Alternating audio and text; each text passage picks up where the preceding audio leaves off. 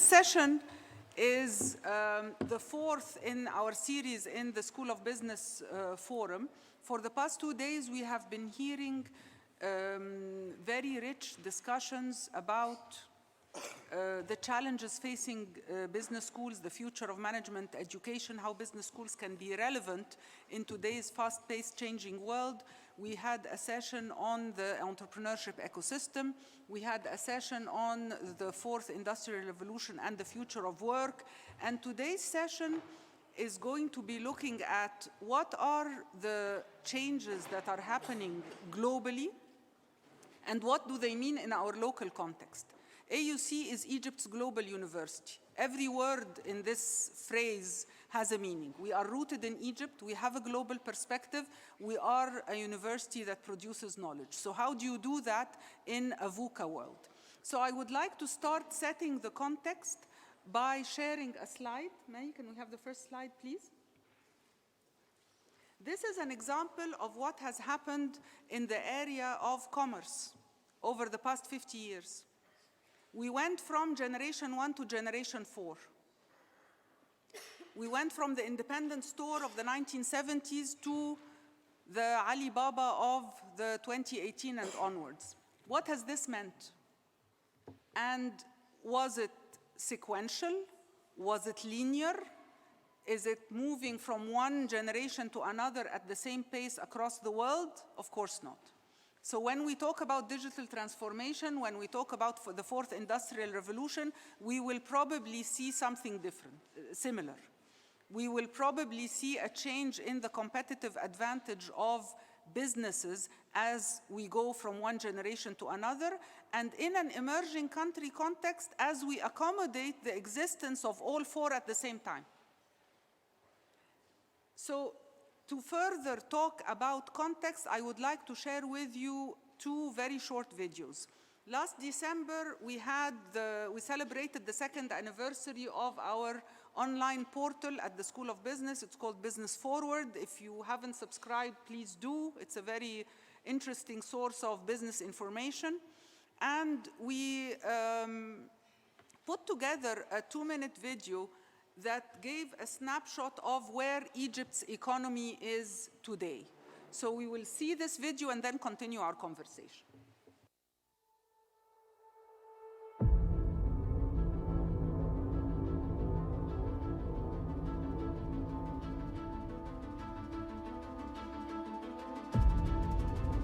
Between 2011 and 2015, the Egyptian economy was facing critical challenges.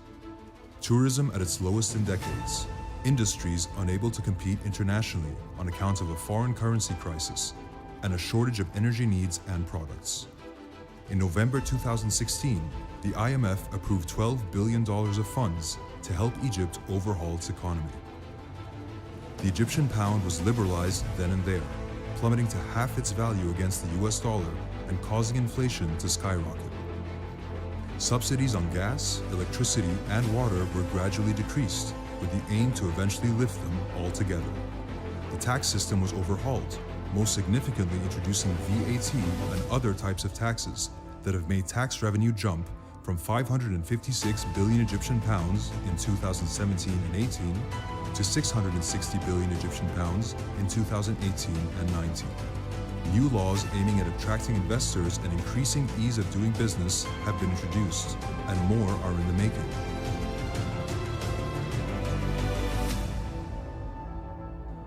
Mega projects were already in planning before the official kickoff of the reform program, including the new Suez Canal, new administrative capital, as well as tens of planned new cities around Egypt.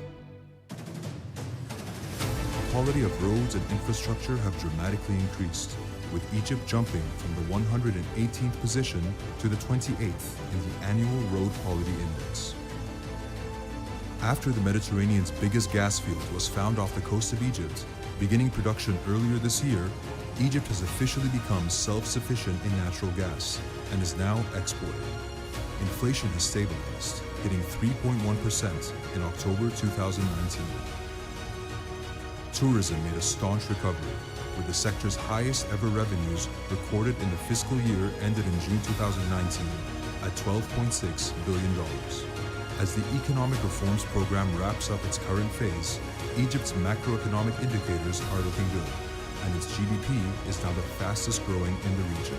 But income inequality and poverty have increased. Egyptians living in extreme poverty now account for 32.5% of the population, staggeringly up from 27.8% in 2015. How Egypt plans to move forward could turn that around. What is the way forward? So this was our snapshot of the Egyptian economy. It shows the contradictions that we have to deal with as developing countries. On that day, as well in December, we had a roster of experts and professionals talking about their views of what is the way forward. We will show you a few things about what they said as well, and this will feed into our discussion as we move on. Can we see the second video, please?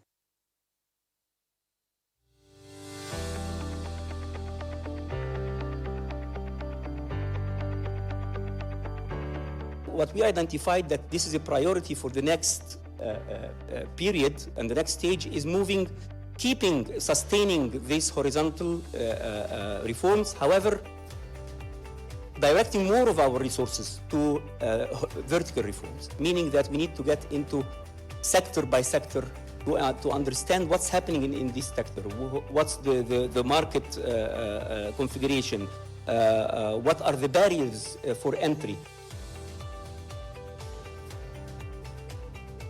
One of them is obsession with capability. So translating everything we want to do in the business now and in the future into a capability. And then identifying what capabilities are existing, what capabilities do not exist today, but you need them to win in the future. We look at Egypt as not one country. There are several Egypts within Egypt.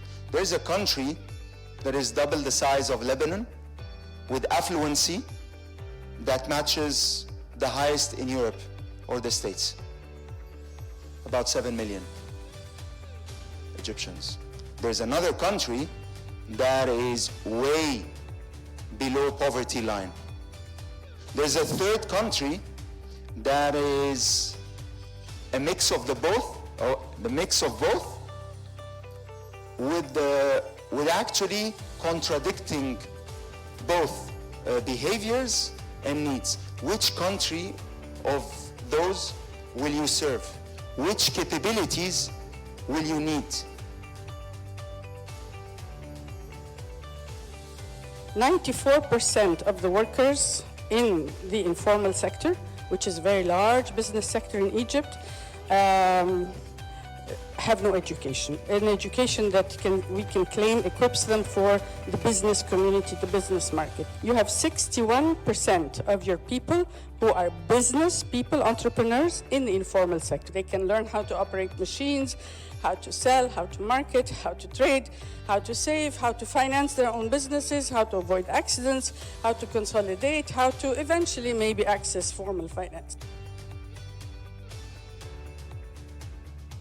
I hear everybody complaining about what used to be the pool of talent for the whole region. We are suffering at our home country from finding the right people. And you know what? You have to bridge that gap. There are many ways of doing that. You could do it the traditional way, but it will take you decades to get there. Another way is really to deploy technology and try to get the human capital development done in a faster way by having everything that is digital. And what I'm preaching now, by the way, what is called the third industrial revolution, is the digital revolution. It's behind us already. The next fourth industrial revolution is not at the door. People are living it today. Thank you, Mai. So this is the context. And we wanted to put this forward so that we have it in the back of our minds as we listen to our speakers today. We have a very distinguished panel of speakers.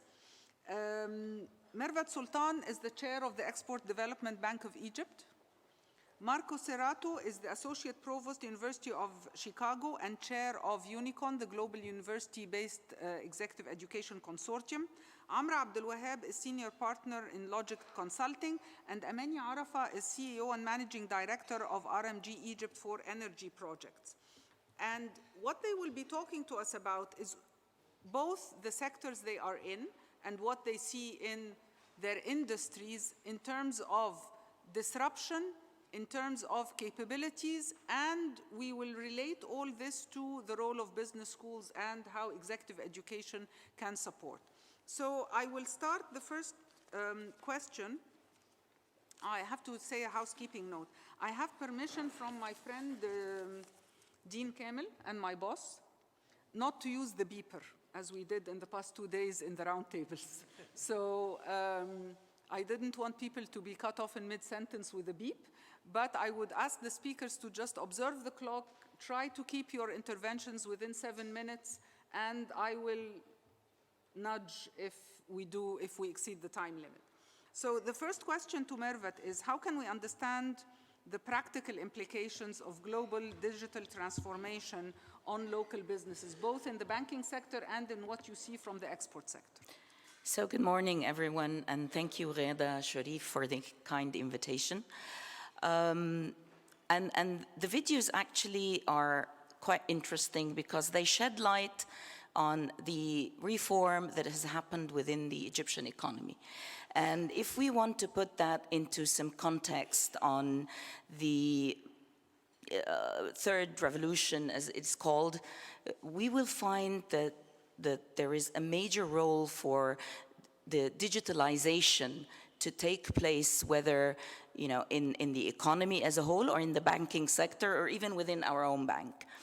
So if we look globally, we will find that there has been a major change in the way business is done and the way banking is done. In terms of even competition has changed. Traditionally, competition was between banks. Now competition is between banks, telecom providers, fintechs.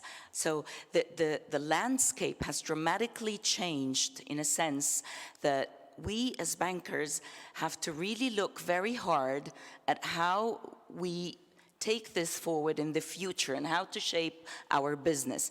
So we find, for example, that the Alibabas and Amazons of the world and the online shopping has changed from a physical shop to more of warehouses. So now the business of warehousing, in order to accommodate for all the online requirements, is changing the physical presence. In many parts of the world, you don't see the malls of the world, you don't see a lot of the traditional, what we used to have as we grew up. So as I was saying, globally in banks, you now see a fully digital bank. For example, in Germany, there is a fully digital bank whereby all the services are being done in a fully automated manner. All applications are being done in a manner that as a customer, you have online access. You don't need to physically go to banks. So this sets the scene for us here in Egypt. With the reform, the Central Bank of Egypt has actually undertaken a lot of initiatives and measures in order to ensure that banks are up to date and that we as a country are following the same sort of global trend.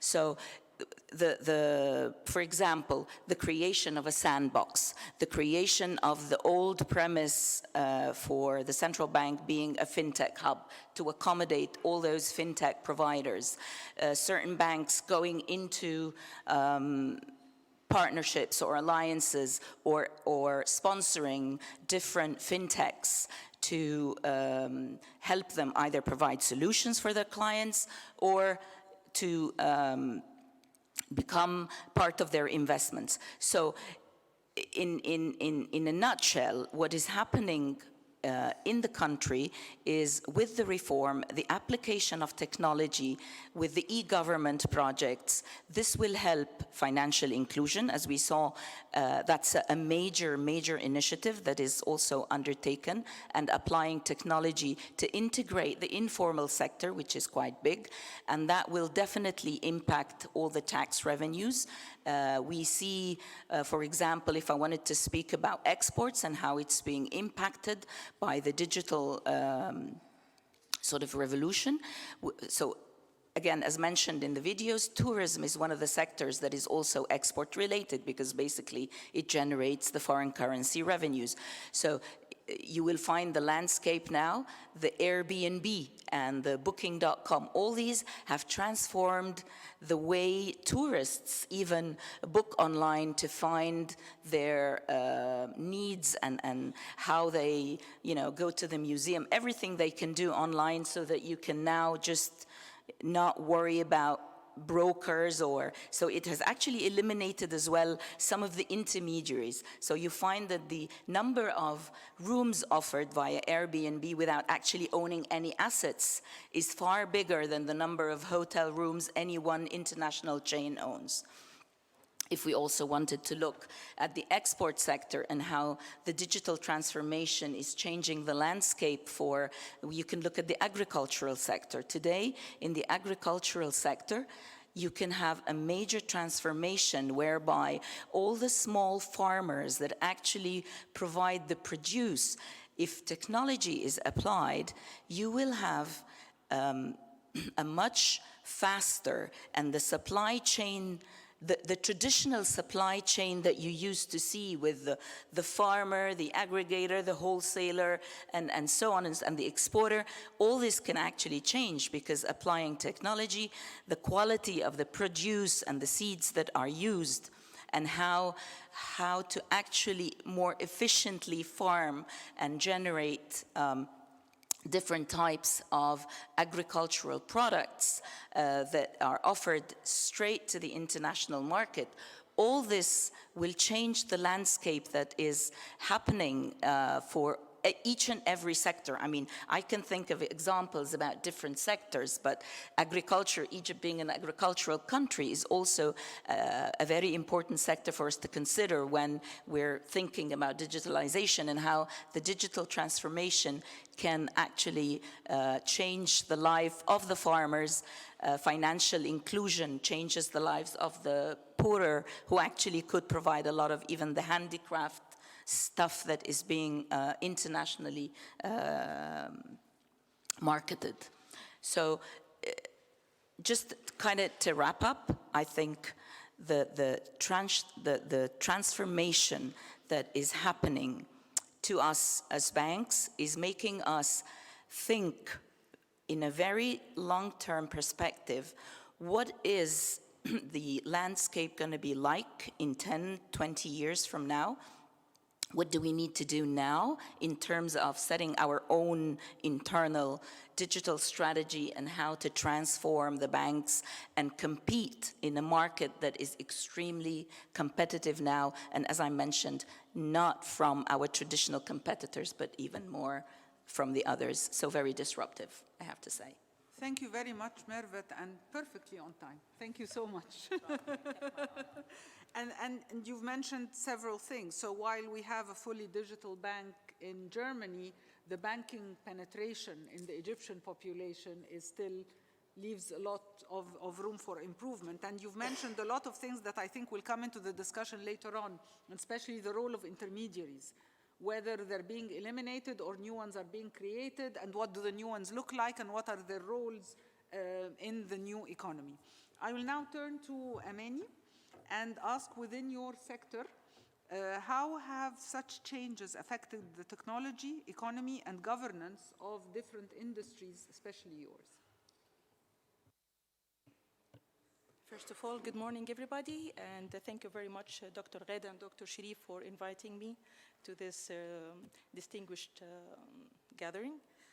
I will talk in general first about the digitalization and how it has affected the different industries, and then I will go into details concerning my industry. As we all know, the digital transformation is the cause of a large-scale and sweeping transformation across the multiple aspects of business and industries. It provides, yeah, sorry. It provides unparalleled opportunities for values creation and capture. It also represents a major source of risk. Business leaders across all sectors of industry are grappling with the strategic implications of this transformation for their organizations, the industry, ecosystem, and society.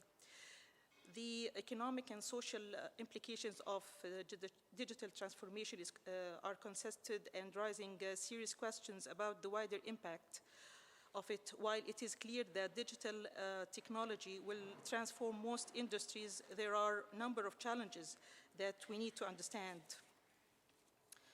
It includes, for example, factors such as the pace of changing customer expectations, cultural transformation, outdated regulations, and identifying and accessing the right skills, among others. These challenges need to be addressed by the industry key persons and the government leaders to unlock the substantial benefits digitalization offers for the society and the industry. Of course, the digital transformation would give immense opportunities for the industry and society. And if we speak about the technology in general, it will, as we know that we need to keep up with the increasing demand, the technology has to accelerate. So it has been frequently observed that the improvements in computing power have largely kept pace with Moore's law. After a few decades of exponential increase, the world is now doubling an immense amount of processing power in every 2 years period, which is leading to astonishing leaps forward in technological capabilities. If we speak about the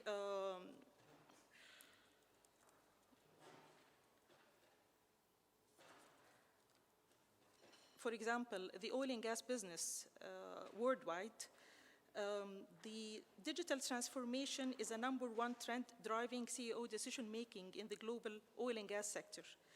According to recent reports, a range of interconnected emerging technologies has the power to unlock a potential of $50 billion in saving and increased profits, encompassing fields such as artificial intelligence, blockchain, robotics, sensor technology, machine learning, edge computing.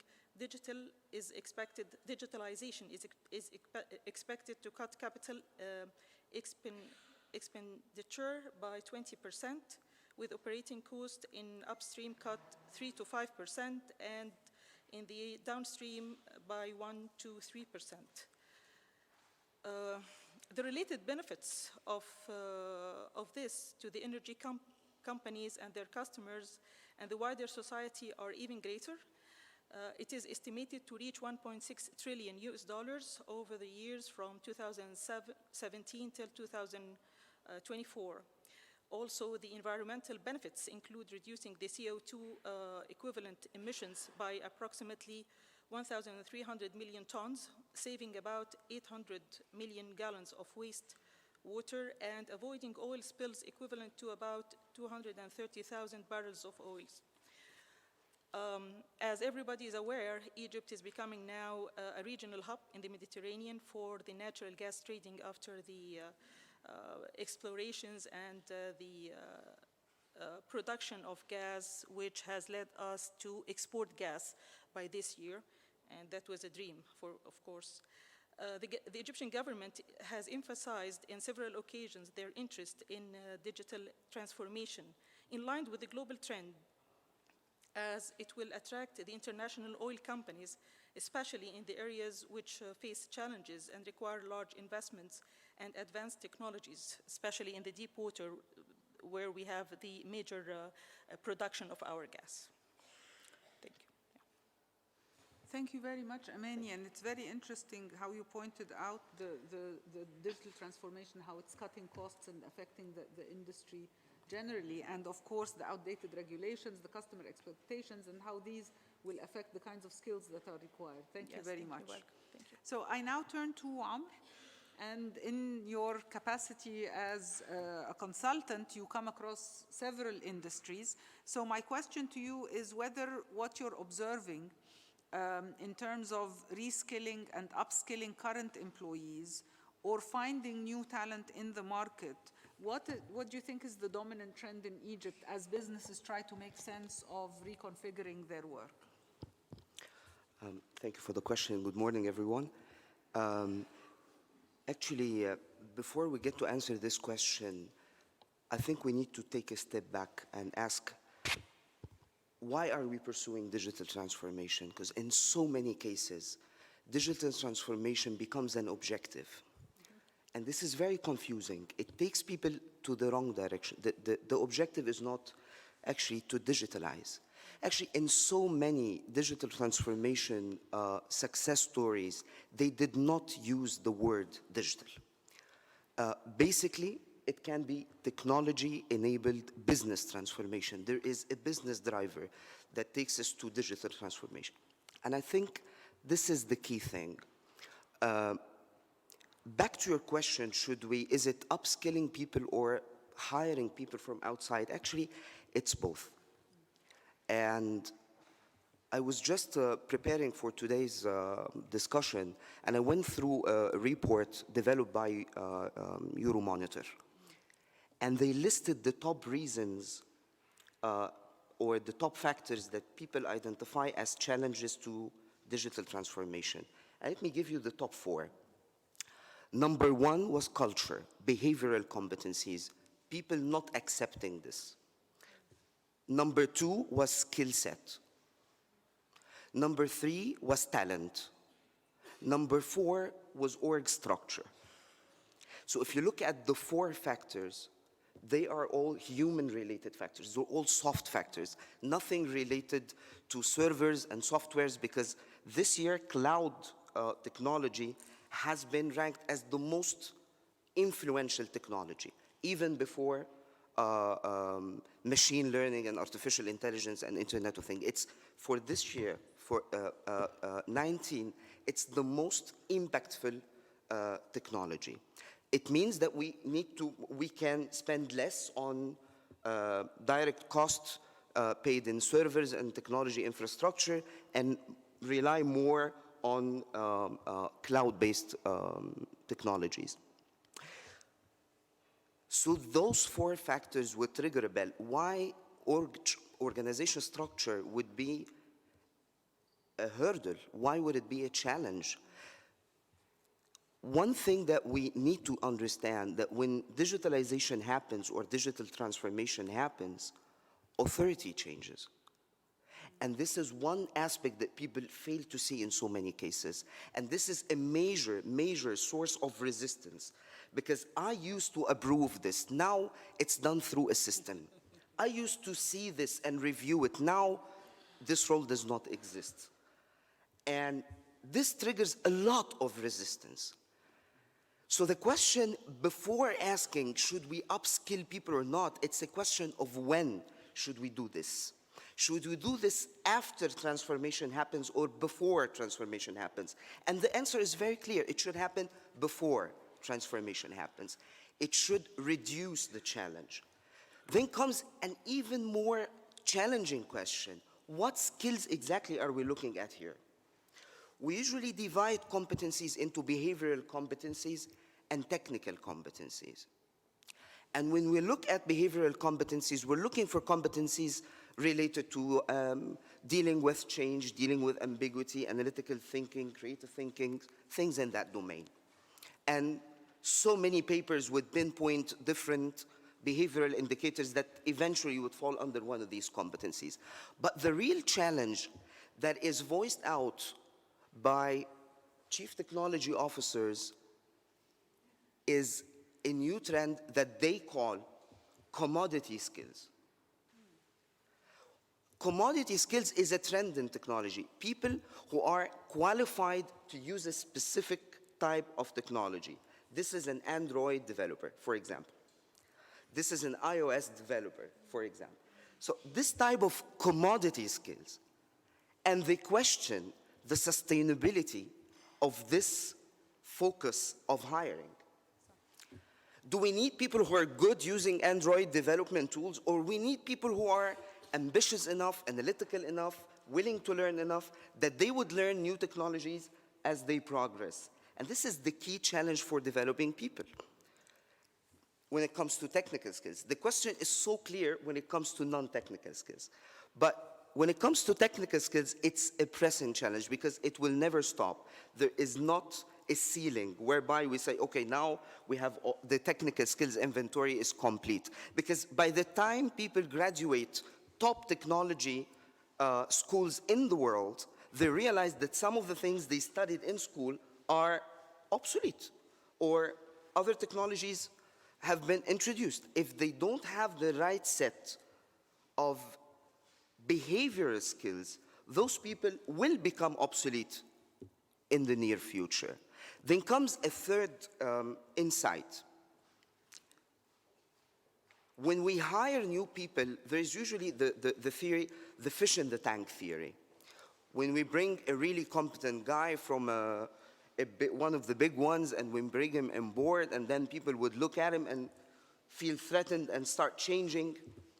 Well, from what I have seen, when you hire few people in a big organization to take the responsibility of applying digital transformation, they eventually fail.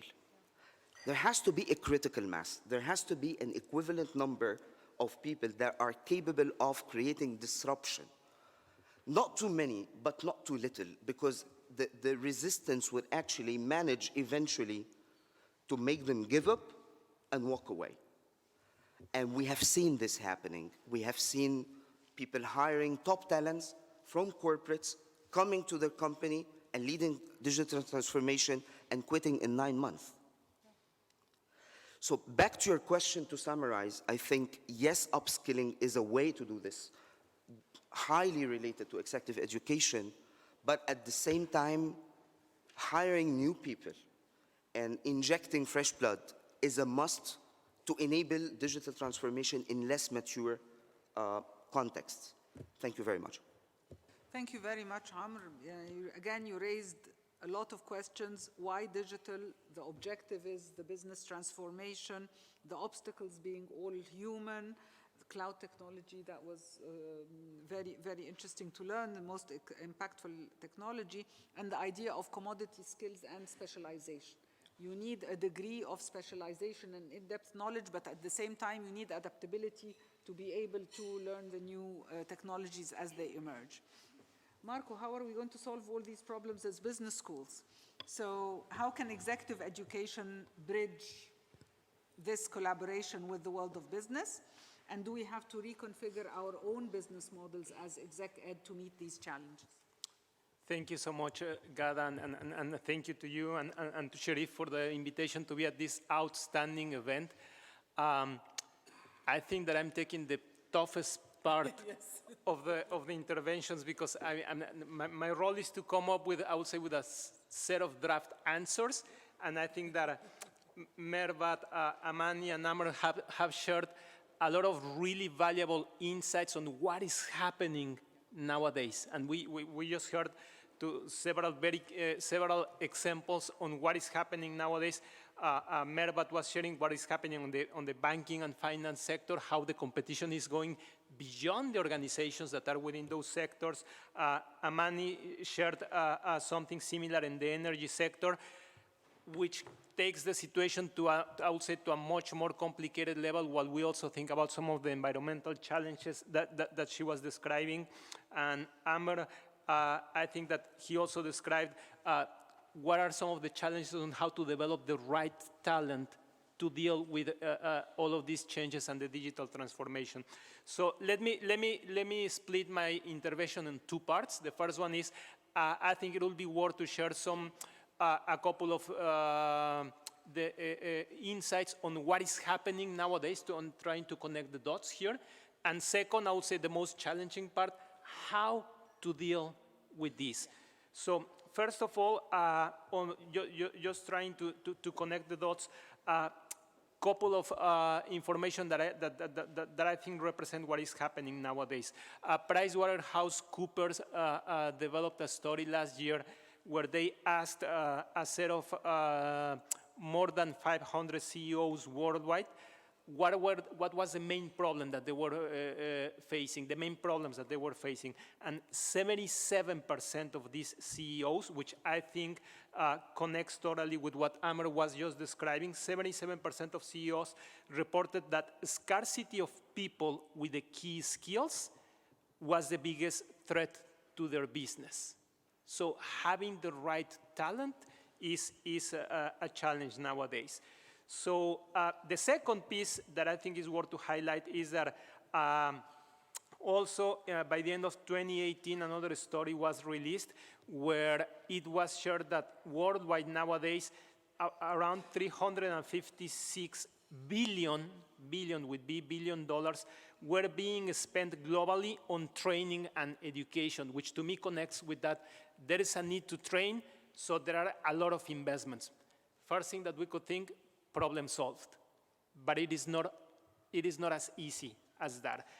Something worth to highlight is that in this same study, it was shared that on average, for every 1,000 employees, businesses are losing $13.5 million each year on ineffective training.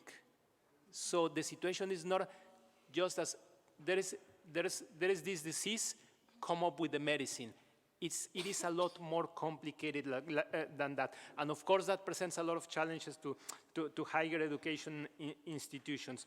So in addition to that, just to give you the particular case on what is happening in the United States and in other countries worldwide, the US Bureau of Labor of Statistics reported last year that the median tenure, what we mean by this is the average number of years that an employee with an university degree spends within a company is decreasing.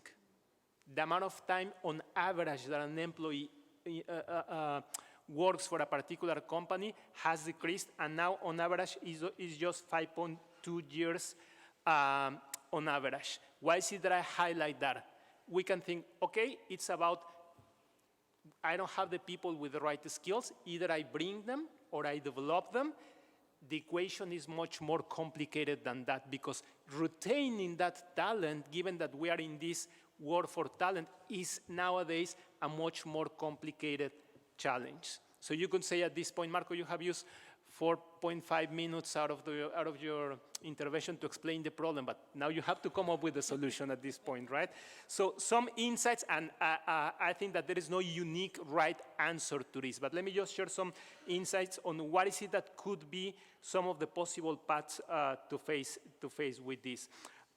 First of all, and I will follow up on some of the ideas that Amr was sharing, I think that this, usually when we speak about this challenge, we usually speak about the skills, upskilling, reskilling, and I think that that is necessary, but that is not sufficient. And something that is crucial nowadays, and actually this was being highlighted on one of the previous roundtables, yes, it is about the skills, but it is also about knowledge. Sometimes you don't have to develop the skills, but just having the knowledge and creating the awareness is important. Sometimes it's also about the tools that you need, that individuals need to be able to use. And something that to me, I think is crucial in the case of business schools and higher education institutions overall, it is also about the values and behaviors. And how to deal with all of those elements, I think that is at the most of the academic value proposition. Something that is worth to highlight is how to deal with this. First of all, it's about finding the right content. What are the right skills, the right knowledge, but it is also about the type of learning experiences that we need to develop. And what we mean by that, talent managers are seeing an increased importance in different types of credentials. What I mean by that is certificates, certifications, licenses, different types of degrees, and that they actually see that as part of the attraction and development process of talent within the organizations. But there's also a shift in different learning methodologies. Of course, how we use digital technologies to enrich and complement the learning experience. It's not only about sometimes online learning, in-person learning, blended learning, but how is it that we use the higher education sector is also being exposed to a digital transformation per se. So we need to take advantage of those technologies to enrich what we do. And just to wrap up my intervention, I will highlight something that I said at the beginning. I'm just sharing some pieces on what the possible answer could be like, but there is no unique or monolithic answer that may fit everyone. The needs, as we have heard from every single sector, are different. Even within a particular sector, the needs of every single organization are different. The stage at which that organization is different. And on the supply side, on the side of the higher education institution side, I think that there is also no unique answer as well. We cannot be everything to everyone. Strategy is about choices. So what is it that we can be best at? It's something worth to consider. Thank you very much and very insightful. And this resonates a lot with what we have tried to do at the School of Business in our executive education operation.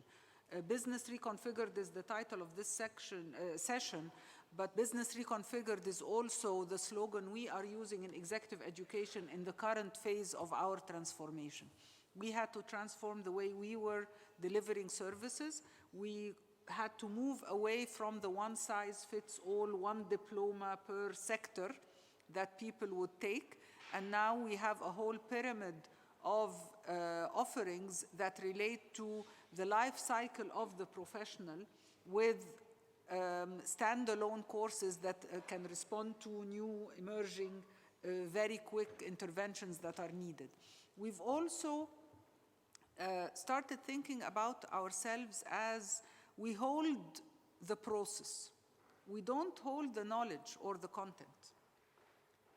It's changing too fast for any one entity to hold. So we have the capability of the process of knowledge production and delivery, but the content comes from professionals, from global leaders, and from everywhere around us. So what happens in the classroom becomes very different in executive education. It's facilitated and it's experiential and so on. So you don't come to an executive education program to just get the knowledge, because you bring in the knowledge, but we help with the sense making and how it relates to me and how it relates to my organization and how it relates to what's happening globally and so on. So our role has changed, but in partnership with industry, in partnership with businesses, because we cannot do this alone. Before I open the floor to comments, I need to mention my friend Abir Leheta. Abir Leheta was the chair of EG-Trans. She's a member of our Executive Education Advisory Council. She was supposed to be with us today, but unfortunately she injured her leg. So yesterday at 10 p.m., she sent me 2 pages typed with her comments on every question in our roundtable. So I salute Abir. I promised her that the recording will go to her, and thank you, and we wish you well. But most of what she has written has been covered by the video and by the speakers. She said the question is coming too late. We're already beyond the 4th Industrial Revolution. We're living it. And the partnerships need to look different. So your interventions are there, Abir, and now I will open the floor to our distinguished participants' comments. Who would like to start with comments? Dr. Hisham.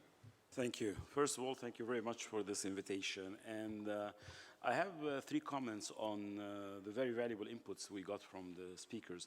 The first really is about the comment that Amr made about digitization. Digitization should not be really considered as a technology-driven issue. Interesting enough, there is this initiative that was announced in Japan 2 years ago about Society 5.0. And I think it's very important for us to really start to think about this new concept. The definition says it's a human-centered society that balances economic advancement with the resolution of social problems by a system that highly integrates cyberspace and physical space. So it is really not about technology. Technology is part of it. And I think if we really take this and look at it from our perspective in business and economy, everybody talks about the digital economy. But I personally believe that the digital economy is an enabler and the backbone for other types of economies that are very interesting. Things like the sharing economy, things like the gig economy, things like the circular economy, the purpose economy, the experience economy. I identified about 5 or 6 different kinds of economies. All of them will transform how companies operate, the value they add. The definition of the role that people play in these economies is very interesting. There was an interesting article written about that we're moving into what's called the dark ages. But dark actually does not end with a K, it ends with a Q. It talks about the use of distributed ledger, which is blockchain, artificial intelligence, the new kind of reality is quantum computing. But it ends with a very interesting note that the technologies, once again, will change how we operate as a society, not only as businesses, but how we integrate things and the virtual together. And maybe the key point I want to comment on is, as executive education or as schools, we really have to start to think about the broader perspective beyond the digital, which is really that idea of how we create value. Value creation will be the most important point for society. How this links to the achievement of SDGs, how this links to the overall sustainability of development. So, thank you. Thank you very much, Dr. Hisham. Any other comments? Please, Dr. Robert. Yeah, thank you very much. So I'm very excited to be here, and I think most of the comments made are very insightful. I wanted to take 2 approaches. The first approach I wanted to take was to try and define what I think digital transformation is. And then I'll give a couple of comments around what was said. So I think, when we look at digital transformation, I believe it's not about digitizing existing processes. I think it's about breakthrough.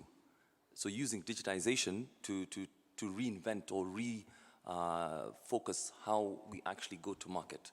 And this could be in the medical field, it could be in the agri-processing field. I'll give an example of different ecosystems. One ecosystem that exists today in the agri value chain is where fintechs are going around picking up, actually doing a digital map of phosphate content across the continent of Africa, of course, which means if you were to take your mobile phone and click, you'll actually be told what is the best agri seed to plant for the maximum yield. So, this has to be taken into context, because if you then take that technology and try and retrofit it into your existing process, you've missed the boat completely. And that's why I like the example that you gave around saying that the role that you play at AUC is to hold the process. This to me is very powerful. And why I think it's powerful is because I think one of the most, well, maybe not anymore, but one of the most innovative companies was actually NASA. NASA would spend years and years trying to develop their solutions in-house. I think it was 2005 where they decided to use crowdsourcing to open up some of the challenges their engineers were trying to deal with. Things that took 3 to 4 years were put out on this social network, and some guys were actually able to solve those problems within a couple of hours. And I think this actually shifted the whole paradigm. So when I'm thinking about this session, I was thinking, how do we use ecosystems? How do we use co-creation to step change how we actually produce or give knowledge? And I think that's why I liked your powerful comments around let's manage the process of knowledge as opposed to the actual content. That's my small intervention. Thank you very much, and I really like it when people agree with me. Marwan, I'm sorry, I forgot to ask the speakers to introduce yourselves. So yes, please. Marwan Samak. I'm a businessman, from Alexandria. So yeah, that's important. Yeah, I need to have some. I have to thank you very much, Dr. Sharif and Dr. I thank you very much because what you have invited me for was something that was not making me sleep at night. Okay, so, and I think what I heard from you was like disruptive. That was the only word that you caught my attention, disruption. So all what has been presented is disruption from a business perspective. So business reconfigured is part of the solution. And I look at things from a different perspective. I have different businesses, and I'm a partner with a huge German shipping line, 4th on the world. I'm their partner in Egypt, and they were an institution. They are like 180 years old, and they faced 2 world wars, and you know, so that's huge. Everybody wanted to work there. Now they're competing with Google, because in Hamburg there is Google. So nobody wants to go and work there. So in every position opened at a real institution, they used to have 200 and 300 applications. Now they get 2 and 3, and if they start calling them, they find them when there. So at the end, they just give an offer, bring them in and see if they can work or not. And they are changing how they look, because the way of looking of business has to change. So they want to change themselves. So that being said, and we're talking about shipping, so it's all about ships and containers and some technology and all, but no, they are incapable of bringing talent in the company. And they need to change how they look, and that's what they're doing. Technology is democratizing business. So now I do not have to own big servers, and I do not have to have huge investments. I'm on the cloud, as has been said, and I can just have some apps, open source apps, so I can just work with, they can talk to each other, and it is not becoming a hard nut to break technology. So that being said, the catch-up effect is huge. Democratizing business means that everybody can compete with anybody. And that being said, for older organizations that are larger, big behemoths, that's very challenging. Then you find Ubers, and very strange that the business itself is looking at disrupting, and how can you control the market is that you have to have a market share. So they now have the concept of nosediving, losing, acquiring market share, and everybody's a loser. You either shut them off or buy them, and then you have the market share, then the plane goes up. So you just have a nosedive, put a lot of energy and speed, and then you go up and make the margins. And companies are not profitable. That is huge. And we have to talk about that, because companies like Uber, they've been losing all their lives, losing all the time. Why? Acquiring market share, and they're still in the nosedive. And they're like buying everyone, killing everyone. So it's a model of business reconfigured in a very different, in a very disrupted mentality. How can you go to a bank and get money? How can you go to investors and get money? How can you do that? Because you have a losing business. And this is and people put money, investors put money there. So from a business perspective, we need to be faster to market. We need to have new skill sets. We need to talk to the new generations that are not willing to wear or to look as we would expect. We're coming here with ties. That's the past. I don't know why I came with a tie, but the CEO of the German huge shipping line is not wearing a tie, even if he's throwing, because he has to look differently for his people, for his customers. Life changed. And I think we're a bit stuck in business. So anyone who has a business is already stuck in the past. You look at Netflix, how it got Netflixed, and then it got another Netflixed. And now they are still huge in business. And that is something. You have to reinvent yourself as a business. And you have to use people, technology, and you have to look at different economies and reconfigure yourself and pray to God that you don't get killed and someone does not get you out of the market. So now there are new teachings like user experience that they know what the customer does, and the app is being designed according to UX, and you have certification there. So the skill set of our people has to change, and this is not easy, and it's a matter of when, but it's happening. So change is happening. So I don't want to take a lot, so I keep myself 1.5 minutes for the future. Thank you very much, Marwan. Ayman, please. Sorry. And thank you very much, Dr. Ghada and Dr. Sharif, for inviting me to this very distinguished event and very interesting topic. I'm Ayman Higazi from Allianz. I'm the chairman and CEO of Allianz Egypt. Actually, what you're hitting here, or the discussions here, are very relevant to our businesses. And I would like to confirm what I've heard, but I'd like to also look at the issue in a different perspective. First of all, we need to look at the full ecosystem. When I look at Egypt, for example, specifically, I look at the customer. What are the customer behaviors and customer needs are changing, and customer behaviors are changing. I look at the regulations as well, the laws and regulations, which has a big part of where we are now. Now we are saying that we are lagging 15 years or 20 years behind the developed markets, but we have regulations as well that is limiting our capabilities to evolve.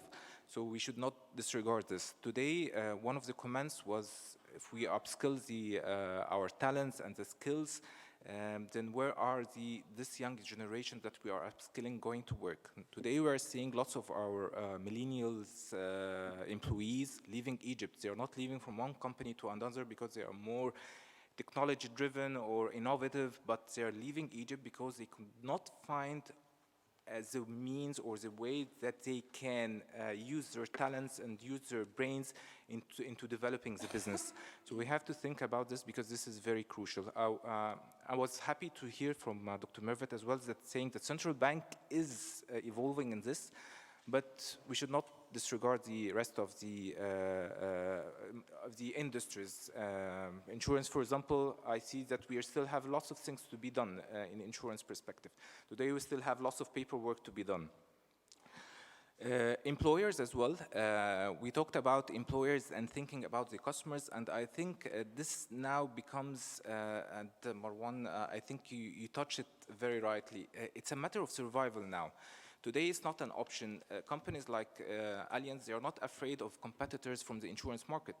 Google is a very valid example. Amazon is another example. They have the customer data. They know how to segment the customers, understand the behaviors of the customers. So companies have also a role to develop how they are utilizing the customer databases in order for them to survive, not only to compete. It's a survival issue now for lots of industries. And then education, because at the end of the day, we still need the technical. You mentioned we have two skills: the technical, non-technical. Still, the technical is required, and I believe we have to invest. And there are people or students who still only want to focus on technical parts. They don't have the capabilities or the know-how in order to develop their entrepreneurial skills. So technical still we need to focus on. This is my opinion from an educational perspective. And to develop the other non-technical part into more of understanding of the customer behaviors, because this is what's going to drive the future companies and would target what technology we need to achieve in order to match the customer needs in the future. So this is in a nutshell. We need to look at it from a holistic point of view, not focus on one aspect and disregard the other. Absolutely, that just shows the complexity of the business world that we live in. Absolutely. Christian, تفضل. Thank you. First, let me thank you, Ghada, for inviting me to this very interesting, session. I thank also Dr. Sharif Kamel. Let me present myself first. I have the honor to be an alumni from AUC here. This is where I really received the education, and not only the education, the knowledge and the skills of speaking to you today. I'm also heading the international cooperation at the African Export-Import Bank. Let me first, I like to go on a broader perspective now. Okay, we're talking about business reconfigured. We want to manage this one at the business level. If you want really to manage, all our challenges that exist now today, we have to manage it in a very business way and pragmatic way. Our real problem is that we are always working in silos. Academic institutions are going one way, private sector in another direction, financial institution donors in a very different direction. We don't have really a concrete strategy. We are not managing it like Dr. Sharif Kamel was saying in the dinner last night. We are not managing it in an entrepreneurial way. We need really to make it like a business-driven. So what I really urge, is to have a concrete strategy in the next 20 years, where we want to go. Because today we are speaking about digitalization, we are going into fourth, and fifth, and sixth, things are changing really rapidly. So we have to be proactive and see where we are going, enough to have a reaction instead of, action. We have to start the action from now. So I really appeal all the stakeholders to come on board and have a concrete strategy. When I say stakeholders, academic institution, financial institutions and donors, private sector, they should really clarify what are their needs in the coming 20 years. And we, as academic institution, we have to really adapt to the markets, to the, to be actually driven to the economic growth of our countries, not only economic growth, welfare of people, and really to have the capacities and skills that is needed in the market, enough for us to import, workers from abroad. I was speaking to one of the big businessmen in the private sector, and he was importing actually the employment from abroad. I was asking him, why are you importing? We have enough unemployment in our country. He said, I don't have the skills. So there is a mismatch between what the academic institution are graduating and the need of the market. We should really be business-oriented in this. If you really want to succeed, I really admire, all the results, that Chicago University got, out of this one. And we have seen how much, ineffective training has happened, how much we are spending this money. Imagine those billions, if they have been really geared towards, the real training. And I myself, I have challenges. Sometimes I've received training courses that are really not relevant. I said, why am I doing this? I'm spending all this money. So really, we want to have a strategy. This is what I appeal. I appeal for all the collaborators to come on one, and we really have to be convinced of the teamwork. If we really continue to work in silos, we'll never achieve anywhere. And not only this, I appeal also the academic institution to come, and I was having discussion with Dr. Ghada in the morning today. Even the terms we are using are not, the market terms and the business terms. We are teaching our students things that when they go out, they don't know how to practice it. Thank you. Thank you very much. Any other comments? Usama? Well, good morning. Thank you very much for the kind invitation. Good to be back at school. Also, for introduction purposes, I consider myself a continuous global learner. Very tough to be a participant among such distinguished speakers and friends and great observers and participants. Always I try to look what can we do differently. First of all, Reconfigured is a title I don't like. It's not a dynamic title. It's a stagnant cycle of a one-time turnaround, where I think the most precious skill we all need to do now is continuous vitality and change.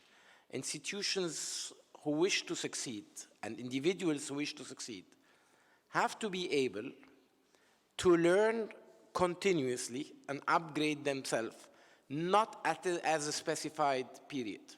I love the intervention that we need to do a strategy, but I don't like the word strategy anymore. We are unable to predict what is going to happen in 10 years. So we cannot build a strategy. We cannot be distinguished, mature people who are all above 25 on this table and think about the future and not involve the stakeholders who now have suddenly a vision. We cannot plan for the young people and the job market without considering what they're doing. Marwan used a great term which opens a great subject for me, is democratization of the business. I think we have moved even beyond that. We're moving toward anarchism. This is why Egypt adopted the single shareholder company out of British jurisdiction, because people want to do everything alone. We celebrated as entrepreneurship and innovation, but everybody wants to do it their way. Now, which is a different mindset. Why? Because the amount of knowledge and skills one single person can have and adopt now through technology is far beyond that what we could achieve 20 years ago. And the word digitization is just a sexy word. When we grew up, the great boss in the company was called general manager, then he became managing director, and now he's CEO. The assistant was called secretary, then became executive secretary, then admin, then office manager, PA. It's just another term for when we grew up is, do you know computers? Which is now, it's not sexy anymore that you know computers, but you have to be a digital expert. You're basically doing the same function. But I think the most inherent skill you need is adapting to change and learning new technologies, new behaviors, new patterns. Because this economy now is not a digital economy, it's a sharing economy. And I think for Egypt, this is a crucial factor because we have to learn sharing. We are an institutional-based country where every institution works for the institution alone. Be that universities, be that everywhere else, we are not keen on sharing. If you look at the Uber model, the Booking and Alibaba and the Airbnb model, it's the same with the cloud. What is the cloud difference that we're all sharing the resource? So in universities, which we are now focused on considering, let us first think about what is the turnaround of developing the knowledge and curricula. By the time we do this, probably the world has changed. So we should, and Amr has raised this question tremendously, we should consider how do we do that? Do we do online learning?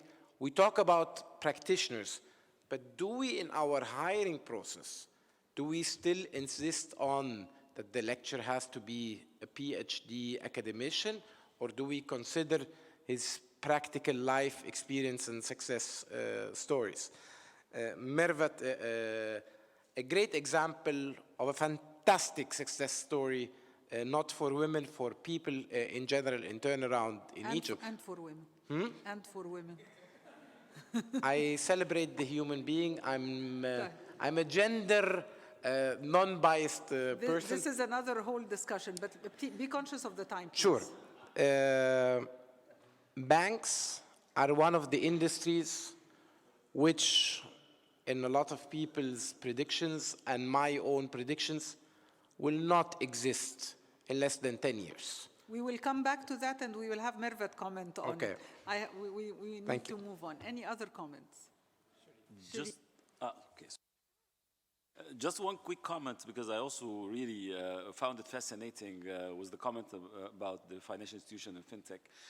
Thinking about the gig economy as one of the interesting, very interesting shifts I see in how the relationship between employees and employers will change.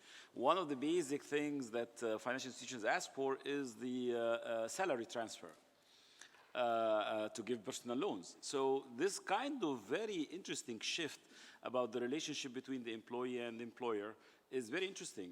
The last report I read about the gig economy, actually 25% of the workforce in 40% of companies in the US today are considered as part of this contractual new relationship.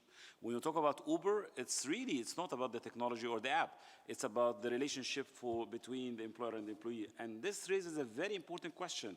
Who has the responsibility to develop the skills? Now, is it the individual responsibility or the company responsibility that has no employment relationship? A very interesting phenomena that we have to be very much aware of. And very new. And Exactly. This is one of the and new this is why I'm challenges. saying Exactly. this new economy is not about digitization. Digitization is part of the bigger picture. And if you really think about the implications, it has very big societal issues now. When we move more and more towards the gig economy, how this will impact the payments for pension and the pension funds, how government use pension funds. This is a very, very interesting phenomenon. Thank you. Thank you. Sharif, تفضل. Thank you, Ghada. And I want to build on a few things that Dr. Hisham mentioned, Marwan and Osama. So the journey, I'll give you an example. People tend to forget.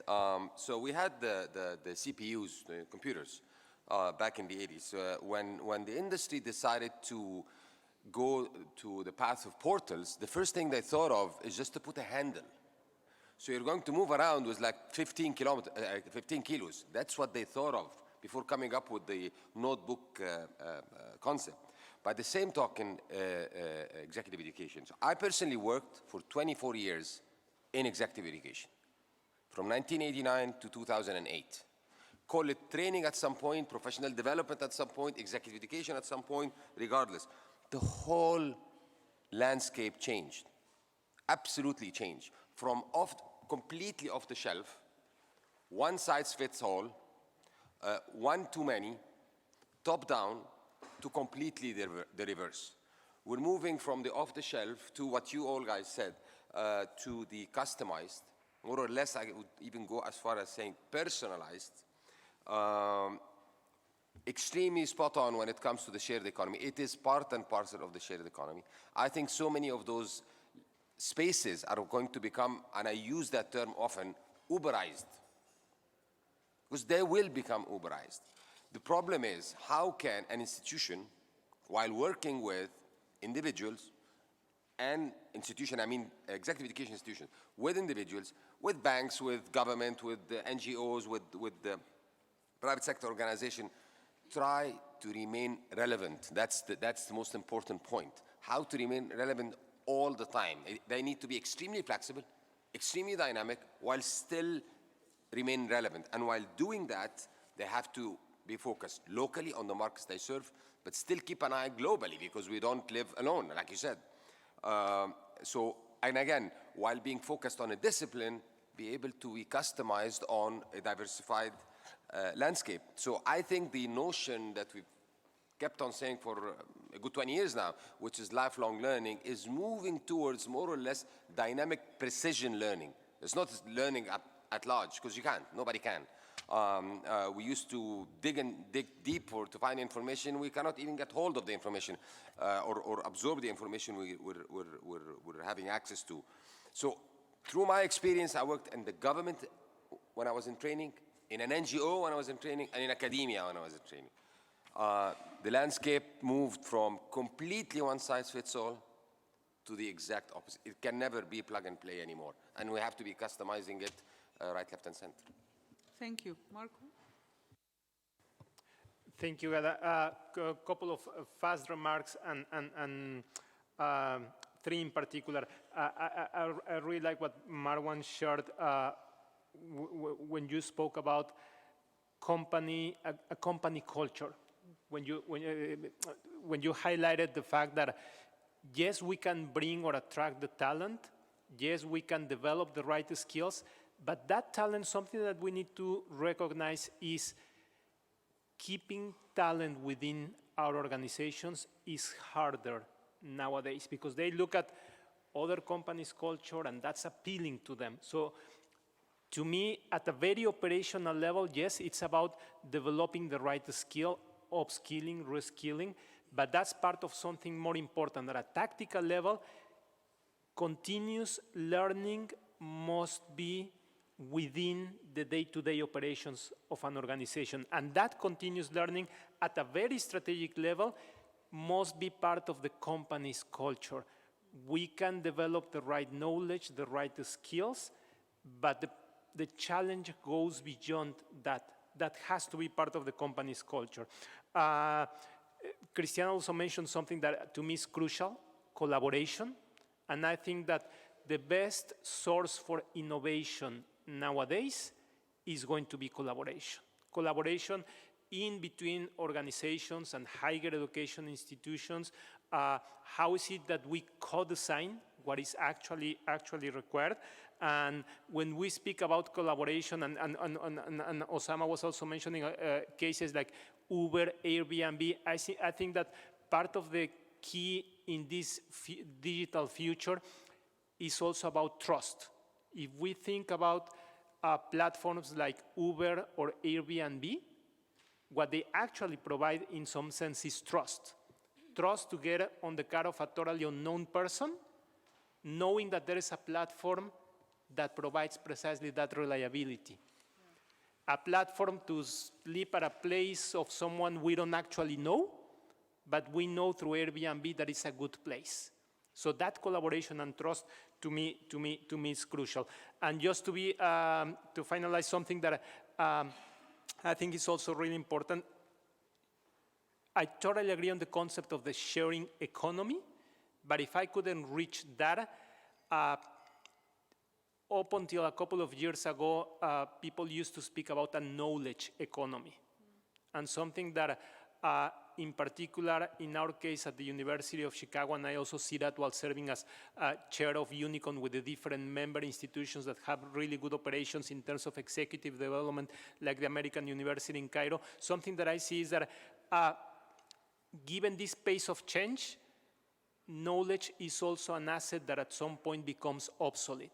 So I think that we are moving from a knowledge economy to a learning economy, where it's not only that much about the asset, knowledge, it's a lot about the process, learning. Thank you, and to Osama's point, we will change it to reconfiguring business, not business reconfigured. I absolutely agree with your point on that, thank you. So I want to move to another round of questions to our speakers. And Mervet, I think with the comments made about the transformation in the Export Development Bank, we need your insights on this. And if you could, as you tell us the story of the transformation in 5 minutes, if you could tell us about what you did with the skills required and how digital transformation impacted your transformation process.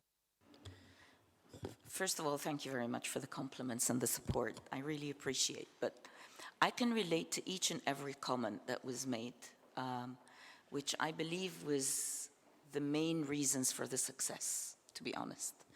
First, as a person, I was, alhamdulillah, very well educated. AUC was my school, both for the undergraduate and graduate. And thinking out of the box and challenging everything was, I think, core. And being a continuous learner, as Osama mentioned, because again, if you think that you know everything, then you're a failure. So it starts with your mindset. Now, when I joined the bank, again, as Amr mentioned, the first thing I did was people. It was very important, before technology, before anything.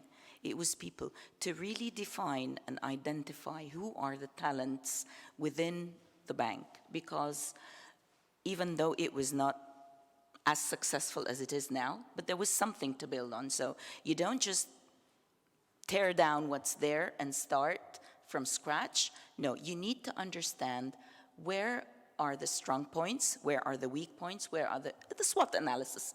So I worked as a consultant for the first couple of months, sitting with literally every department as a team, not as an individual, not only the head, but everyone, to define and spot where are the strong people who are talented. So it was people, number one.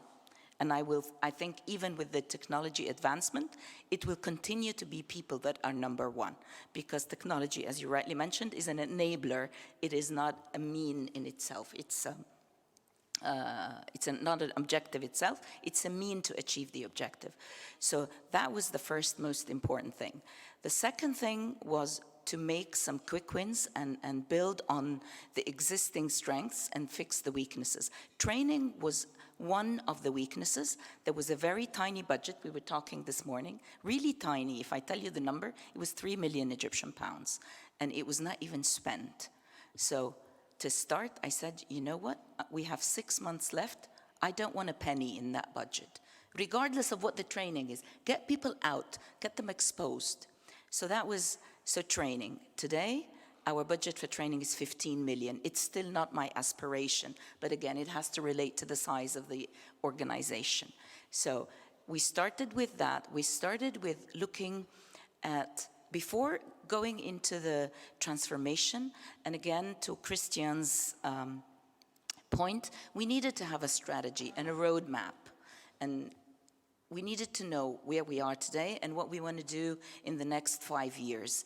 And the 6 pillars that we built our strategy on, one of them was the technological transformation. But believe it or not, it was not the first pillar to work with, because you had to first fix a lot of the processes, get the right people, like you rightly mentioned. So we cannot, with the existing skills, achieve the transformation that we aspired. Believe it or not, we had a simple system, the HR system. It had been for 4 years not working.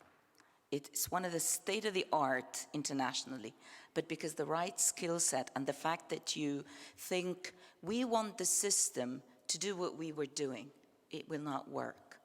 Now, I'm happy to say, as small as it is, but we got it up and running, so it's working now, and it's working properly. So you need to change the process in order to be able to apply technology. So if you customize technology to what you have, absolutely it will not work.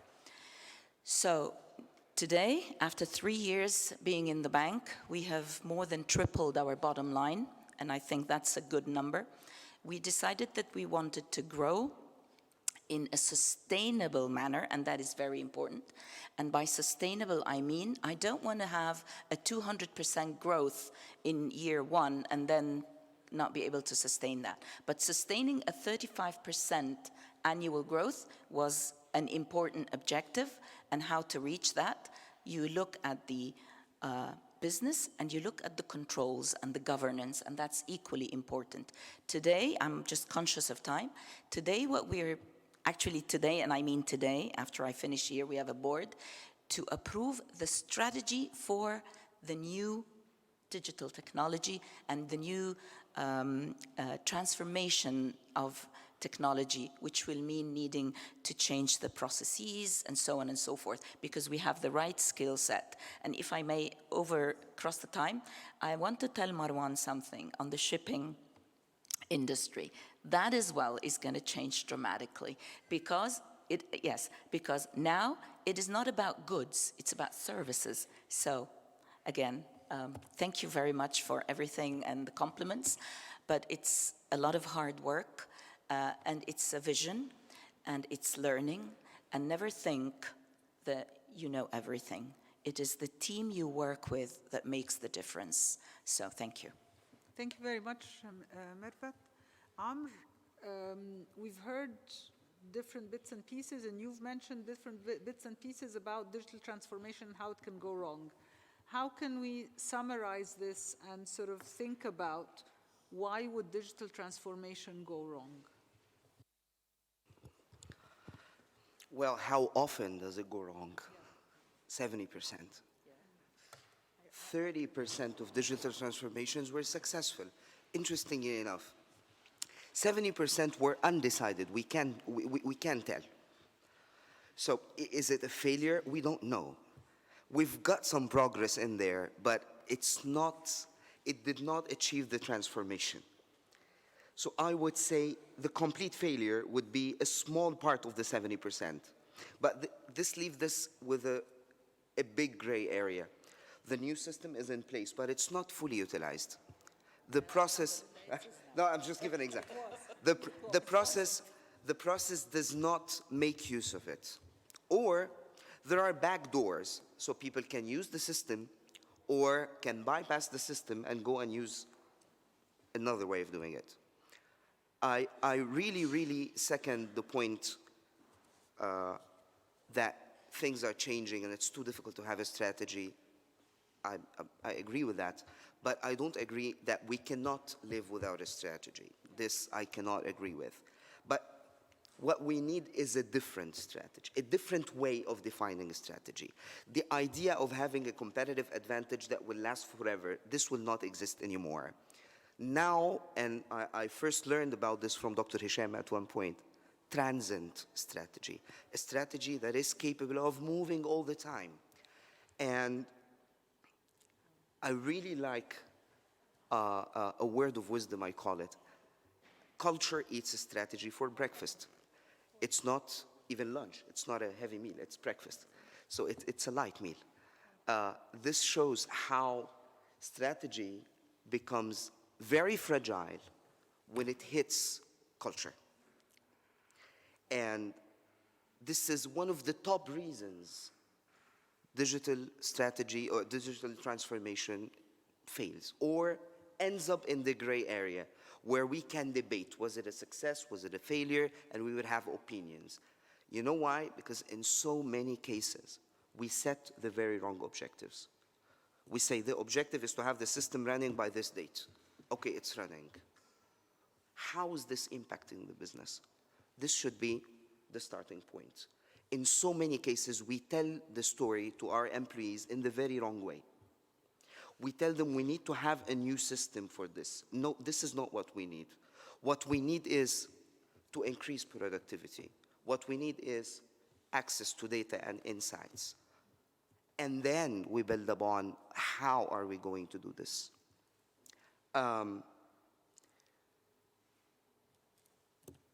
Another reason why it fails is actually related to the ongoing talent war. So you have this team, you invest in this team, they shine, and then they're headhunted, they're working for someone else. And then you lose a momentum that was created by some people that you had. And there is something that we need to know. Most of the time, and I have seen it in assessment centers and so on, talented people are so difficult to work with. They're not all the time pleasant and easy and nice going, and they would not nod along, and no, they would be very difficult to deal with. And so in some cases, you let them go consciously. So the minute I have an offer, okay, good luck, thank you, goodbye.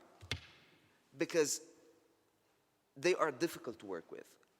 And they usually go to environments that can tolerate how different they are and how opinionated they are. And unless we create, back to culture, unless we manage to create this culture, in lots of cases, digital transformation will eventually fail. It will not be able to sustain, or we will end up with successful launch. And this would be the achievement. The milestone is the successful launch of this or that, but not business results. Because again, we tell the story in the wrong way. The objective has to be a business objective, has to be a process-driven objective. Why do we need to have this system in place? Before that, we need to create urgency that what we have now is not good enough or cannot last forever. Just a last note, I'll just take 15 seconds more. You know what is the most domain, not industry, that uses technology? It's debatable, but as to so many sources, it's marketing. They're heavily depending on technology. Why is that? They're looking for data, just like you said. And they're building up, I believe, the 5th and 6th and 7th generations that yet to come. And in so many cases, we have this narrow perspective of why we're implementing digital transformation. We're looking for process automation most of the time. And let's talk specifically to our context. To increase efficiency, to fight corruption, to minimize waste. In so little cases, you find people giving you the right answer, to have access to insightful data. Short-sighted objectives will bring short-sighted solutions. And the long-sighted objective is data. And I think this is the key investment of the future. And if we lose this link between business objectives and digital transformation, it will end up in the 70% zone of not knowing was it successful or not. Thank you. Thank you. Thank you very much, Amr. And Amani, I want to move back to the oil and gas industry and the future of the oil and gas industry in Egypt, given what was said about digital transformation and strategies and so on. How do you see that? Well, as I said before, Egypt is becoming a regional hub in the Mediterranean for the natural gas trading. And in addition to what we all knew about the explorations and the production, there will be more announcements, which means that we are going to a new era for Egypt in this specific sector. In this new era, there will be new opportunities, new industries that we have never seen before, and new applications for the natural gas. And definitely for that, and actually before that even, we do lack the right skilled people due to different reasons. First of all, due to many of them, they left the country after the revolution and the political unrest and the problem with the energy sector that everybody knew about, the problems and the bombing that we heard about for the gas oils. So most of them, they moved to the GCC countries, to the Gulf countries. And the people who are left here are the less skilled, and in some cases, they have no skills at all. And this is really bad. And now we are moving to a completely different era, which requires skilled people, people who can link the technical skills to the financial skills, not just the technical.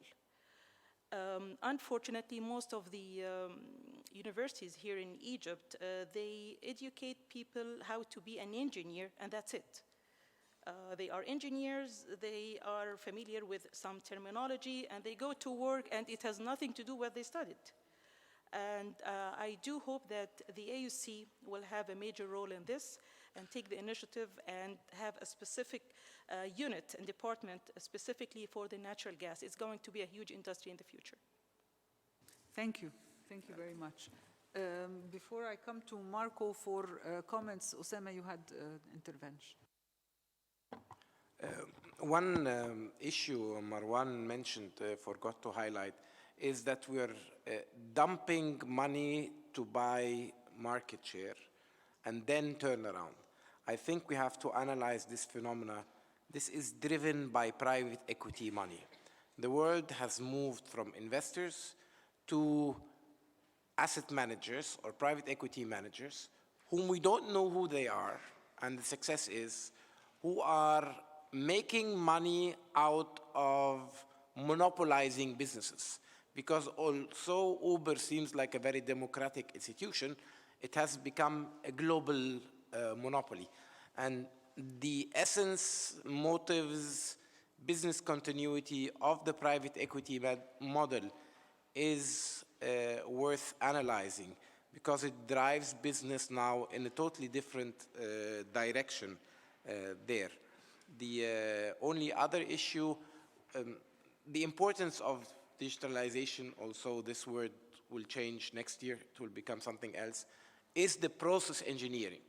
In order to digitize or automate or computerize, I have to have a fixed, streamlined, one-way, end-to-end cycle process. So this should be maybe also another focus. Thank you. Thank you very much. Marco, what you've heard is how we see global perspectives and Egypt context. How do you see it in other geographies, coming from Mexico, living in the US, with a university that operates in other regions in the world? Thank you, Gad. And I think that it's based on all of the insights that have been shared. I think that having a unique, straight answer to that is a really complicated challenge. But however, I think that there are several pieces that are worth to consider and highlight, and a couple of them that I would like to raise. The first one is, Sharif was just sharing how the executive professional development world has been evolving over the last couple of decades, and how it's shifting now to something different. And my takeaway out of that is, first, the need to change has been there for a long time. What is different is the speed and volume at which such change needs to take place on what we are offering, because that is precisely what we hear that is happening in several different industries and sectors. How to provide that, and something that we see that is happening in several different business schools and higher education institutions overall in different regions worldwide, is that there is a shift in between. When we speak about business education, we can split that into three pieces. What is at the core, the very basics of business education, and there are some things, some years ago, most of what we were teaching was based on that, the core. However, what is the core and that personalization stage is changing. The core is maybe smaller nowadays. Something that we also need to consider is not only the core, but the second piece is something that I define as what you need to learn just in case. Sometimes what we do through an MBA program is precisely that, a set of tools, knowledge, and technologies that provide that. But the third piece, and to me the crucial one, and that is precisely the piece that executive education, continuous learning provide, is the just in case learning. What we mean by that is the context is changing so much and so fast that we need to be upskilling, reskilling, learning new things that we will be able to apply next day. And I think that is precisely what the industry is demanding from higher education institutions. How to provide that? We're speaking about strategy within organizations, but I think that higher education institutions, business schools, we also need to understand, and I see this in other emerging business schools at other emerging economies like Latin America, Asia, Africa. Strategy is not written in stone. And as Amr was saying, something that we also need to be really thoughtful of is, what is the culture that we need to nurture and develop within our own executive education shops to be able to provide that. So thinking about our own strategy and our own culture, I think that it is crucial. The final piece that I will highlight is that there is also a need, while thinking about the particular case in emerging economies and some of the something that we see at different business schools that are member institutions in Unicon with important operations on executive education. It's really important, and I think that the American University in Cairo is doing an outstanding job in that vein and needs to keep the pace on that vein, keeping this right balance in between staying relevant on the worldwide trends, while at the same time being very sensitive and aware of the specific needs taking place in a local manner. And I can share that as, while being someone born and raised in an emerging economy.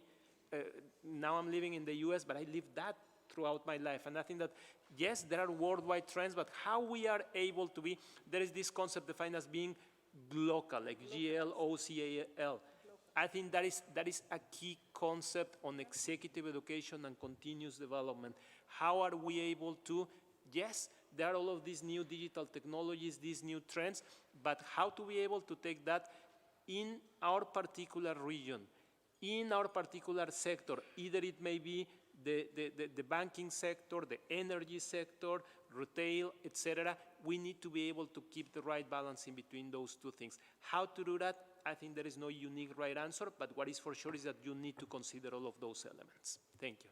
Absolutely, thank you very much. I want to move the conversation onto the issue of intermediaries, because usually when talking about emerging economies, there has been research about the need for intermediaries, for international players, be it multinationals, investors, whatever, to come into an emerging economy. There is more of a need for the intermediaries that can translate the local context.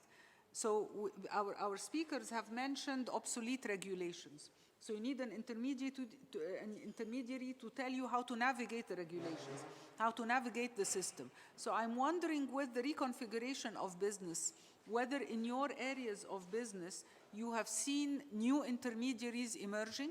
Is it the same usual suspects of intermediaries, of consulting firms, of accounting offices, of whatever, that have branches from abroad? Is there a new industry developing? Some shared economy examples have taken out the intermediary. So the travel agency may not be needed as much, or its role may change. But if we're talking about the different sectors vertically, are there new kinds of intermediaries emerging, and are there new businesses emerging in as a result of the fourth industrial revolution? It's interesting, if I may comment on that, because the trend was towards disintermediation, which is everybody's trying to remove the intermediaries. But back to the social changes we're seeing a lot of opportunities are created to solve issues between two parties by introducing an intermediary. So when you talk about Uberization, what is Uber? Uber actually is an intermediary between the cab driver and the one that needs the ride, or the process for Visita, for example. When I think of the success of something like Visita, actually, it's again an intermediate between the doctor and the patient. The question is, why is it successful? It's successful really because our social relationship has changed. I didn't need Visita to recommend a doctor for me, because I can ask my family and my friends. I know the doctor that's in my neighborhood, most probably in person. Nowadays, this doesn't happen. You move to a new neighborhood, you know nobody, you have no family, your cousin doesn't answer your phone anymore. So this is where the concept cannot be taken as an absolute. Actually, there are opportunities for intermediation. There are opportunities also for removing intermediaries. And I think both of them will really change a lot of industries. As we're talking in the banking, for example, the peer-to-peer lending. It's not a new concept, and in Masr we have the Jam'iyya as a concept. But now we're using the platforms, the technology to change the scope and the scale. And I think this is the key point here. Intermediation role will reform, it will change its scope and scale. Thank you very much. Any other comments? Reda? Yes, please. Yes, I actually, to add to Hisham's point, we know that there is now in the market, even on the consumer finance, consumer lending, you have these apps, Value, for example. So it's, even for us as banks, there is a lot of competition. Again, intermediation, you have so many different applications about so many things. It's changing, and there are new jobs or businesses that are evolving with these different platforms and models. And something else I wanted to also add as a perspective that we need to really consider when we're talking about technology. With technology and data is very important, and protecting data is also very important. So information security and data protection are two incredibly important angles or aspects that need to be taken into account. And the attackers have become so smart, and they are they're always, they say one step ahead, I say they are many steps ahead. So there were, it jeopardizes the security of your data, your privacy as an individual. You're being tracked by maps, and it's a protection, but it's also, it could be a curse. your credit card details. There was a big scandal in one of the large retail chains, again, because of the lack of security. All their data on credit cards, on the sales of Christmas were hacked, and it was billions of dollars of losses that they had to take on because, again, and a hassle for the individuals to kind of claim back, and some people, you know, lost money they were going to be paying to school or whatever, medication. So data protection and information security, and when we talk about the skills, what we suffer from as an institution, for example, is you don't find those skills, and when you find them, they're extremely expensive. Even if you pay, like also rightly mentioned, they just leave you in a very short time. So retaining those talents. So what we're trying to do is we hire young people, we invest in them with, you know, more than what we need, so that we always have backups, so that when they leave, you know, you hire someone else, so you're always backed up. And that's a big, big challenge. And I think this is where, again, education comes in, and executive education, to make all the executives within any organization aware that you don't only spend on technology to upgrade or to make more efficient, but also to protect your client and protect the information and the data you have. Thank you very much, Marwan. Thank you. Businesses, new businesses are looking at the supply and the demand, and they are just delivering new channels of putting them together. And this being said, they look into data, and they look into how to segment and how to deliver a better experience, then scaling up. So that being said, it's a very different way of looking at business. It's a very different way of delivery, and the channels are changing. So you need different people, and you need a different set of mind. And these models, they are just eating each other.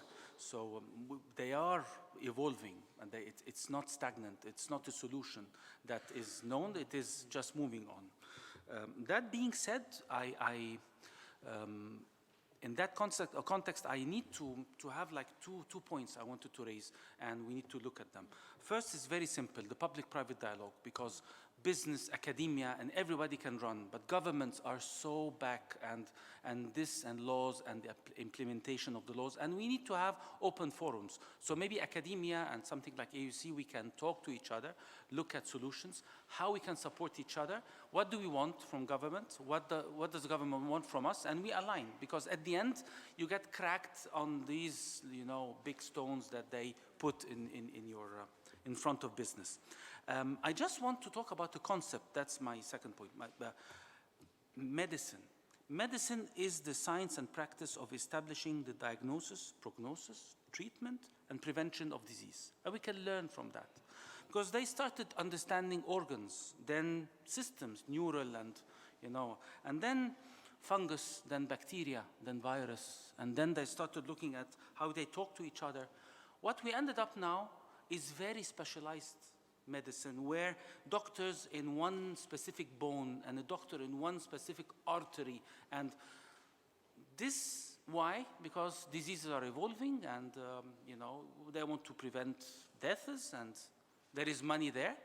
So there is this management. Management is about what? Management is like 1.0, or we're maybe 2.0. We are so far away on management side. We need to manage all what we spoke about. Well, the new generations that are coming in, who is going to manage them? How we're going to manage them? So we need to work on management, and this is our big crisis in Egypt, management at all levels, and how we think, and how we act, and how we decide, and what is the impact of our decisions, and how to measure the impact, and how are we driven as businesses. So I just want to bring to the table the idea of, let's not talk about also the new generations, who manages them, and who talks to them, and who delivers to them, and how this person thinks, and what we should do about them, and the systems, and the whole culture around managing all that.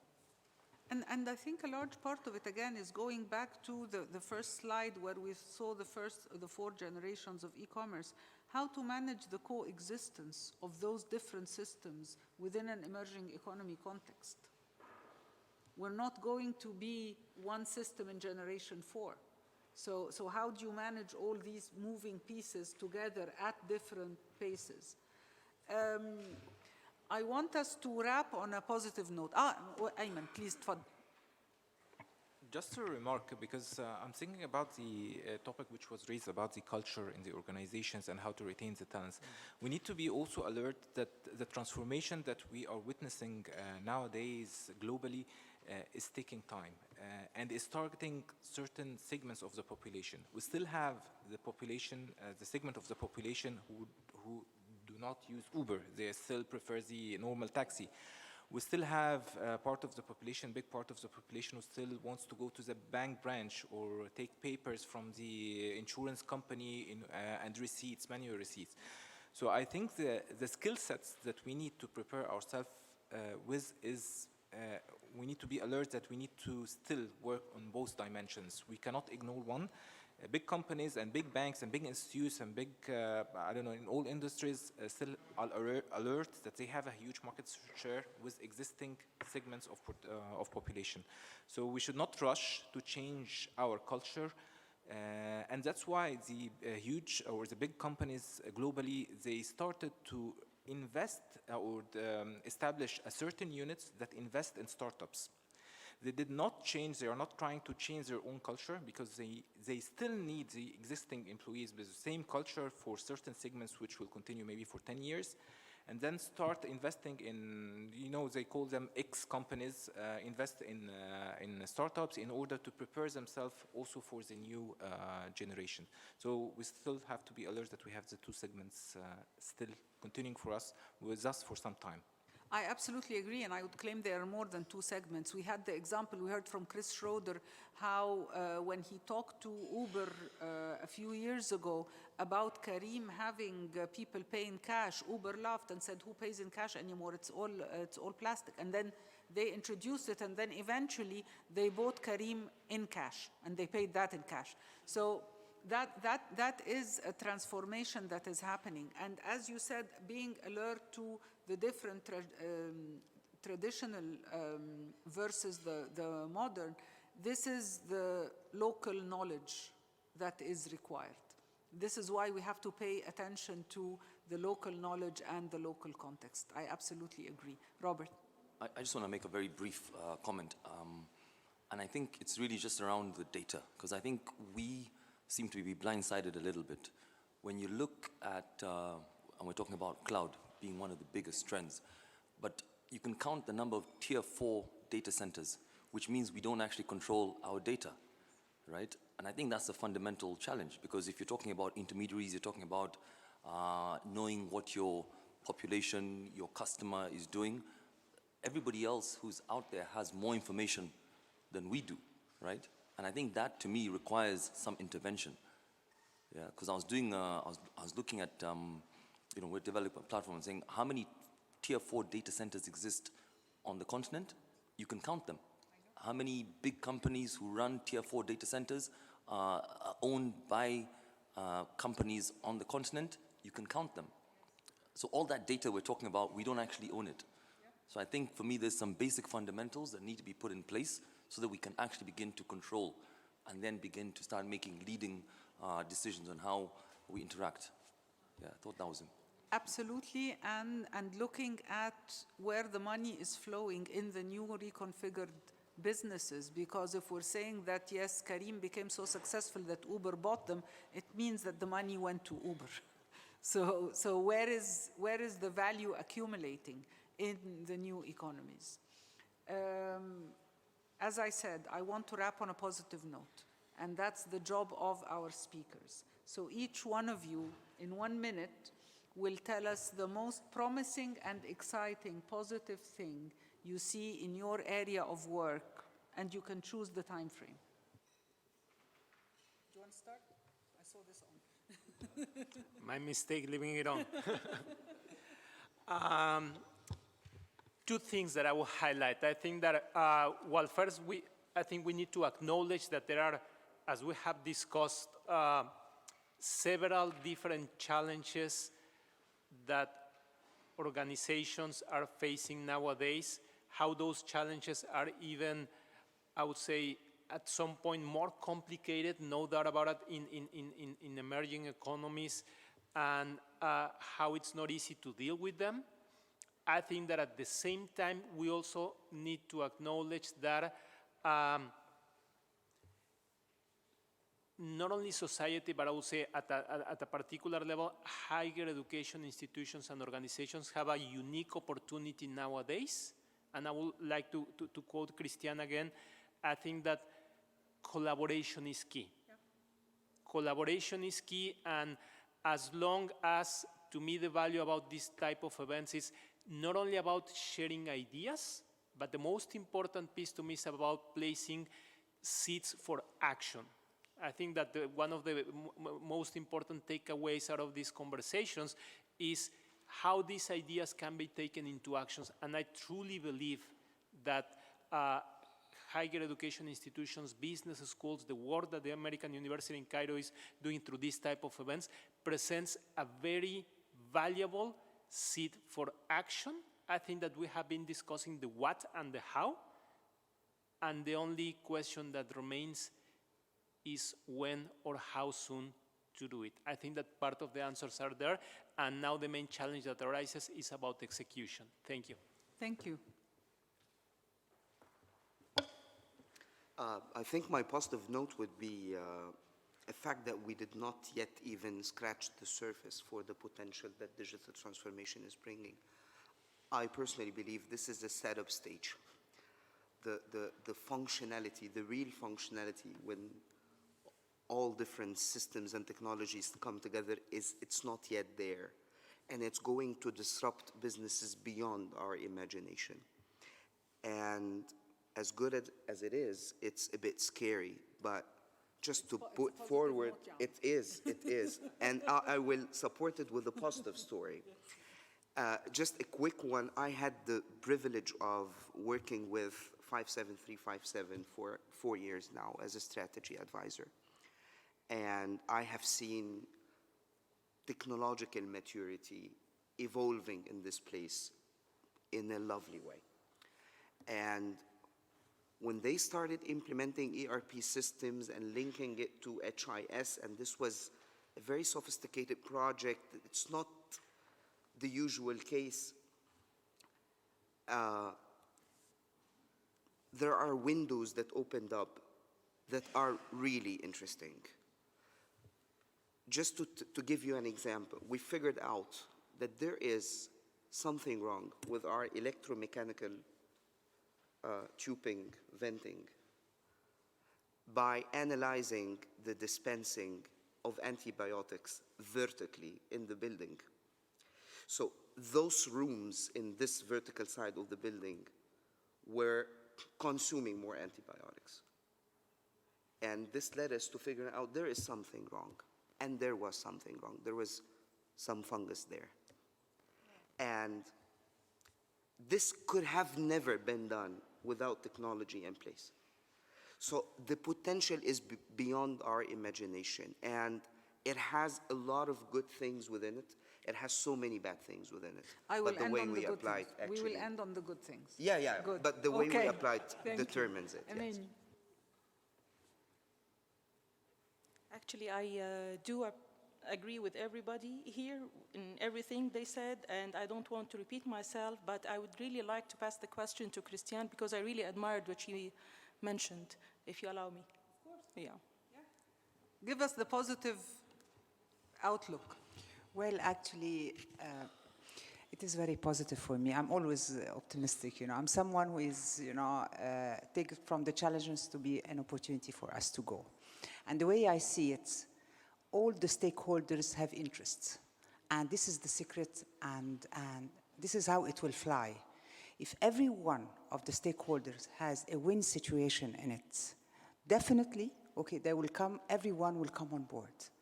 There should be like a mobilizer to come on board, get all those stakeholders on the same place, and then see where is the carrot for everyone.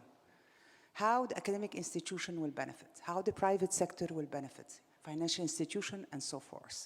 And when I spoke about strategy, I want just to highlight some clarification. It's not a calm strategy, no. It has to be dynamic, and very dynamic. It has to be revisited, maybe sometimes because of the technology, the speed, maybe on a yearly basis, maybe every 2 years. Yeah. Okay, and all the stakeholders should buy in, because if they don't buy in, you have in the puzzle, something is missing, so the picture is not really clear. I really suffered from academic, who are really far from the market, very far from the market. Even the terms they are using are very far from the market. Let's stop this one. And now let's everyone partner, come, everyone has his own carrots, his vision and mission, which we are putting it together, and then we are doing it in terms of strategy, and strategy, implementable strategy. Yeah. Not with a clear time frame, follow-up plan, and so forth. Thank you. And I think the positive note there is that now stakeholders in the pace of the economy realize that no one can do it alone. That the stakeholders now understand that collaboration is a must. Mervat, the final word. I'd say my positive note is that in 10 years from now, banks will still exist. They will only be, no, seriously. I believe that they will continue to exist. I've been in banking for 36 years. I started with the Kalamazoo, if anybody knows what that is, a big ledger book. Now you have a computer. So they will only change in their structure, infrastructure, product offering, maybe even partnerships and alliances, but they will continue to exist. That's very reassuring. Thank you very much. Thank you all very, very much for this exciting conversation. I would like to thank the speakers, Amania Arafa, Marco Serrato, Amr Abdel Wahab, and Mervat Sultan, and thank you all for joining us. I think there is a group picture now.